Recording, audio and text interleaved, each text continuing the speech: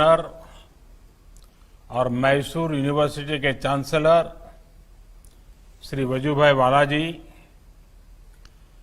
कर्नाटका के शिक्षा मंत्री डॉक्टर श्री एन अश्वत्थ नारायण जी, मैसूर विश्वविद्यालय के कुलपति प्रोफेसर जी हेमंत कुमार जी, इस कार्यक्रम में उपस्थित सभी शिक्षकगण, छात्र छात्राएं, अभिभावकगण, देवी और सज्जनों, सबसे पहले आप सभी को मैसूरू दशहरा नाड़ हब्बा की अनंत अनंत शुभकामनाएं।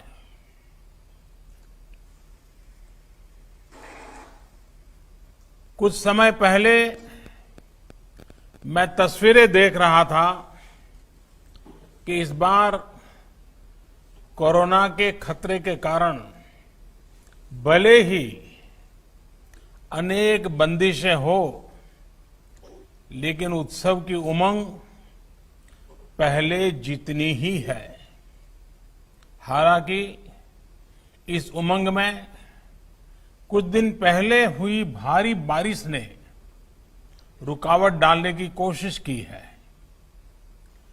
सभी प्रभावित परिवारों के प्रति मेरी संवेदनाएं हैं। केंद्र सरकार और कर्नाटका सरकार मिलकर राहत की हर संभव कोशिश कर रही है। साथियों, आज आपके लिए बहुत ही बड़ा दिन है। वैसे तो मेरा प्रयास रहता है कि ऐसे अवसरों पर अपने यंग फ्रेंड्स के उनसे आमने सामने फेस टू फेस मुलाकात कर सकूं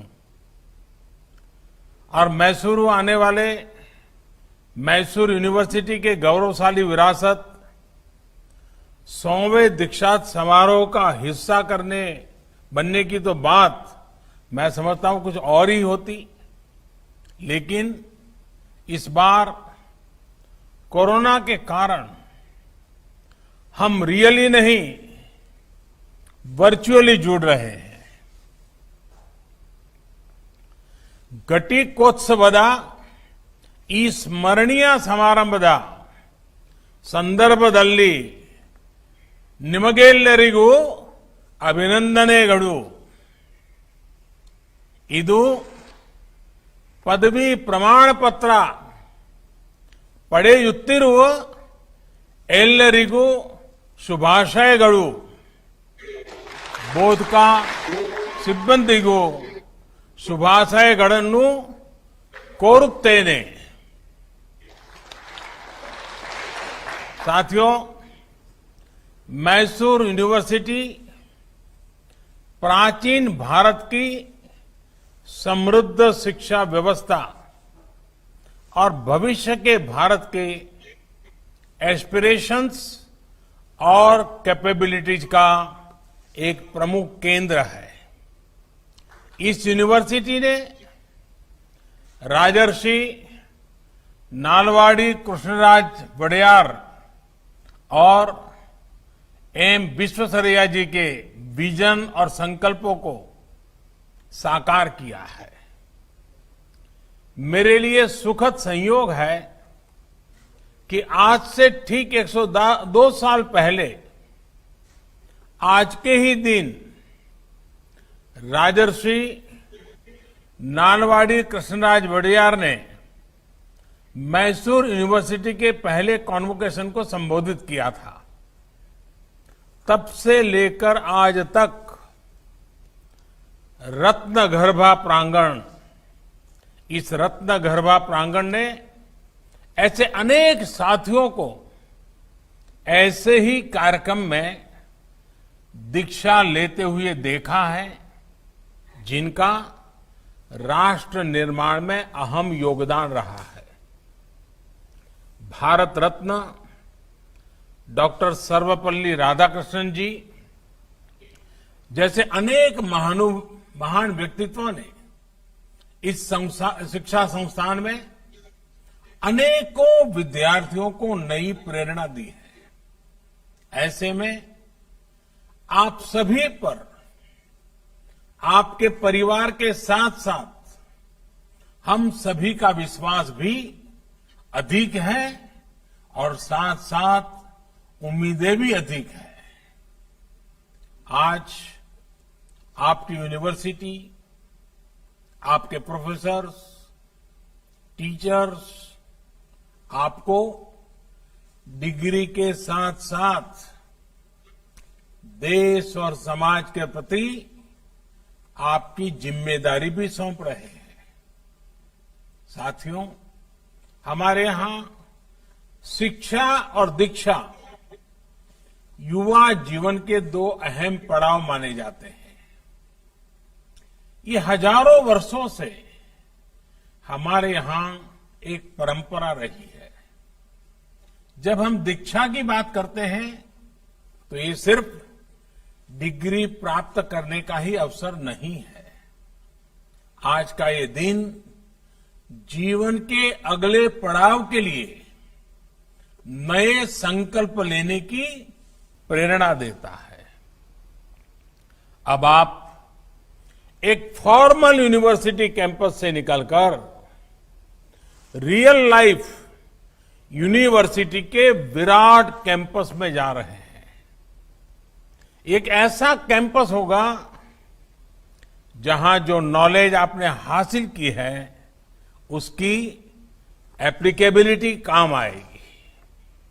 साथियों, महान कन्नड़ लेखक और विचारक गोरूरु रामस्वामी अयंगर जी ने कहा है, शिक्षणवे जीवनद वेलकु, यानी एजुकेशन जीवन के मुश्किल रास्तों में रोशनी दिखाने वाला माध्यम है। आज हमारा देश जब परिवर्तन के एक बड़े दौर से गुजर रहा है, तब उनकी ये बात बहुत ज्यादा प्रासंगिक है। बीते 5-6 साल ये निरंतर प्रयास हुआ है कि हमारी शिक्षा, भारत का एजुकेशन सिस्टम छात्रों को 21वीं सदी की आवश्यकताओं के बीच आगे बढ़ने में भी और मदद करें।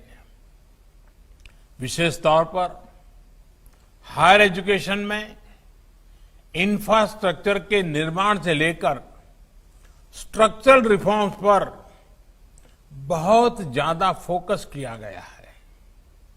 भारत को हायर एजुकेशन का ग्लोबल हब बनाने के लिए हमारे युवाओं को कॉम्पिटिटिव बनाने के लिए क्वालिटेटिव और क्वांटिटेटिव हर स्तर पर कोशिश की जा रही है।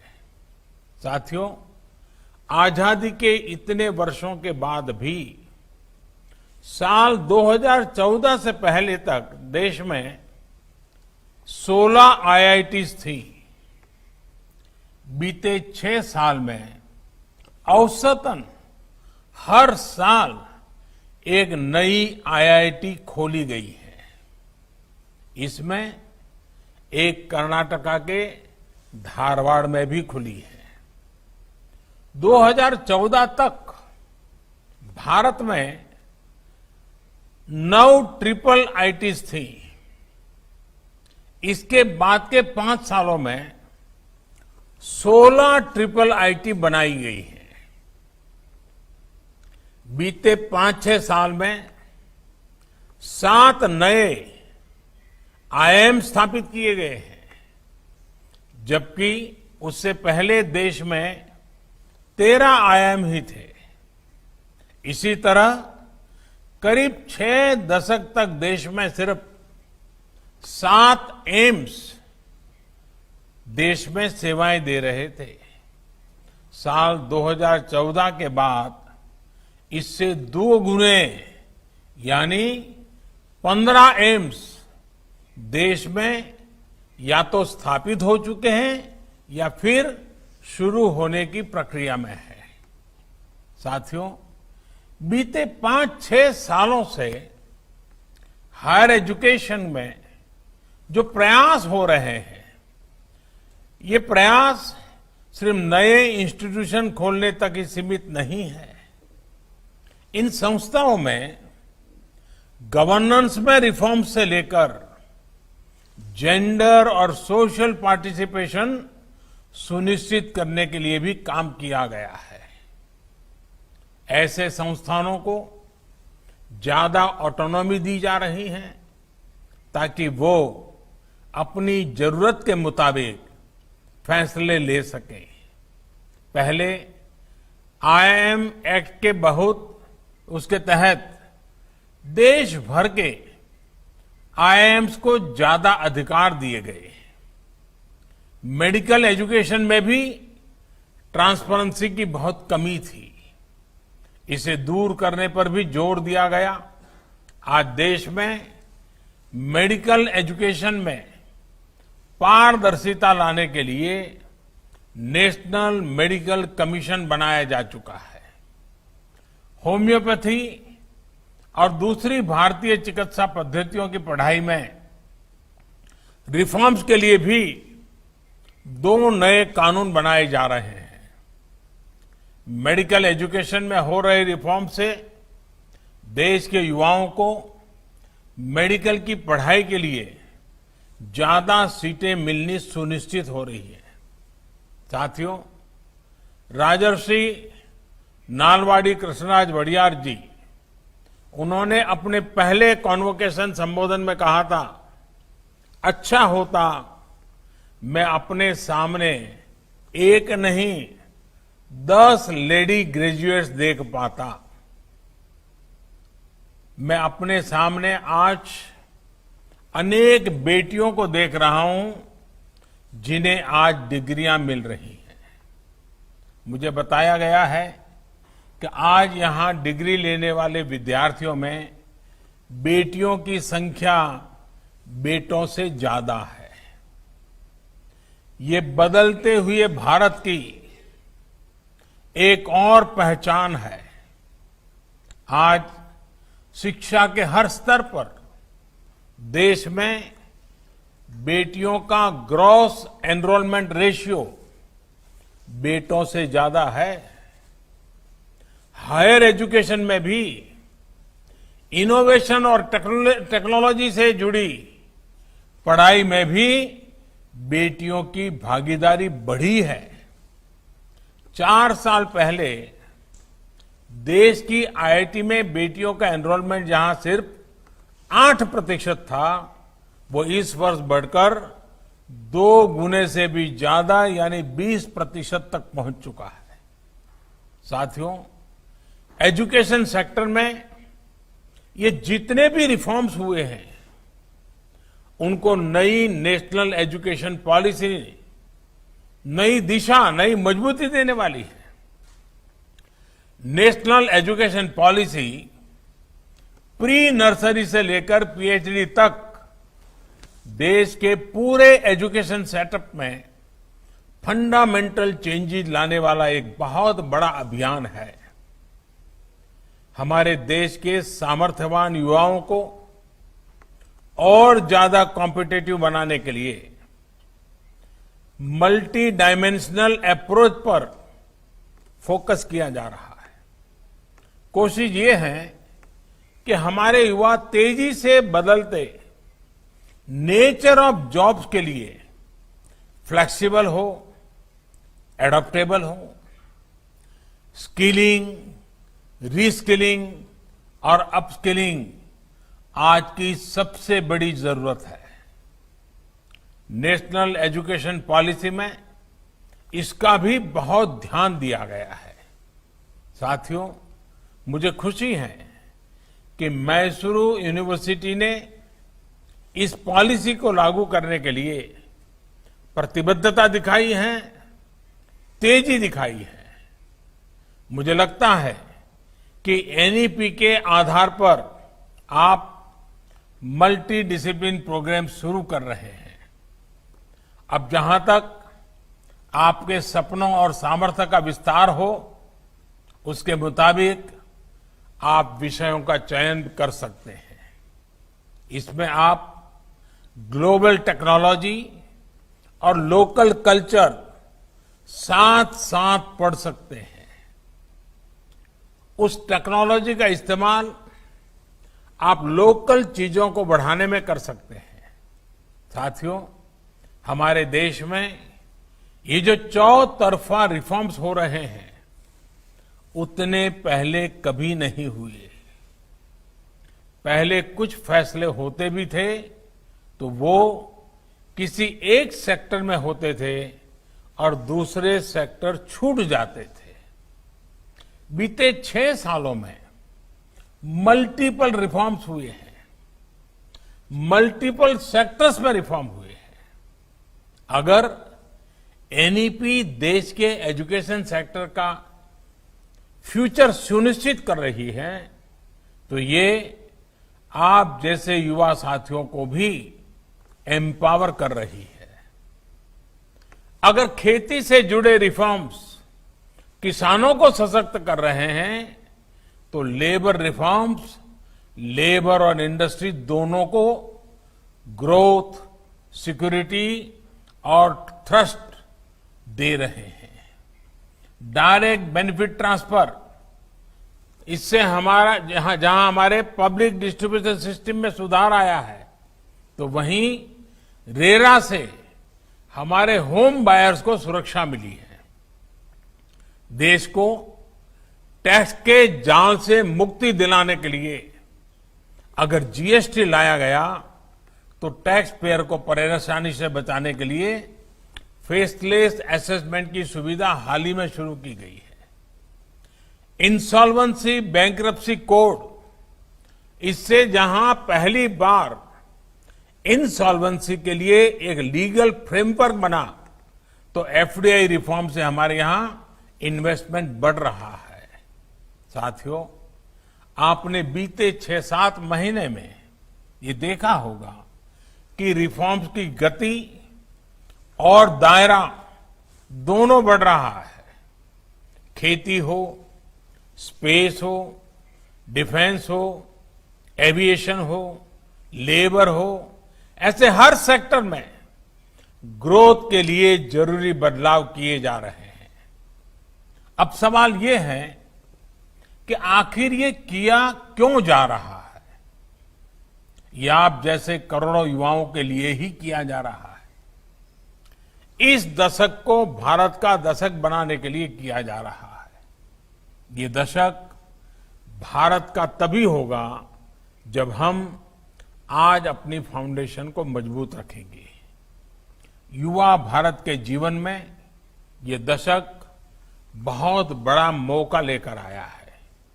साथियों, देश के बेहतरीन एजुकेशन इंस्टीट्यूट में से एक होने के नाते मैसूर यूनिवर्सिटी को भी हर नई स्थिति के हिसाब से इनोवेट करना होगा।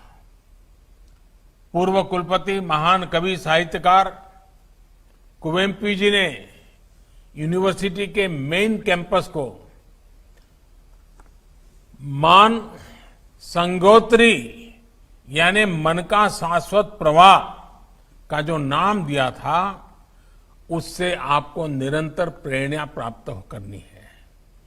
आपको incubation centres, technology development centres, industry academy linkage और इंटर डिसिप्लिनरी रिसर्च जैसे विषयों पर और ज्यादा फोकस करना होगा।